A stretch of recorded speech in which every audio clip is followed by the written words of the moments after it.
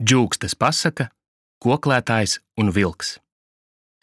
Citreiz dzīvojis kāds puisis, varens koklētājs, apbrīnojams dziedātājs. Kad viņš koklējis un dziedājis, tad putni salaidušies bariem klausīties un niknākie zvēri palikuši kā jēri. Reiz puisis naktī apmaldījies mežā un nevilšu iekritis vilku bedrē. Vilks savam zvērojošām acīm nācis puisim pretīm un pat laban taisies zobus šņakstinādams nabadziņu plosīt. To redzēdams puisis sācis koklēt un dziedāt.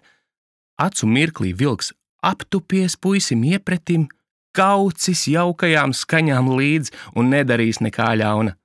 Gaismiņā puisis izlecis no bedres un gājis uz mājām, bet vilks, tecēdams kā sunītis nopakaļus pavadījis lielo koklētāju līdz vārtiem un negribējis nemaz vairs uz mežu atpakaļ griezties.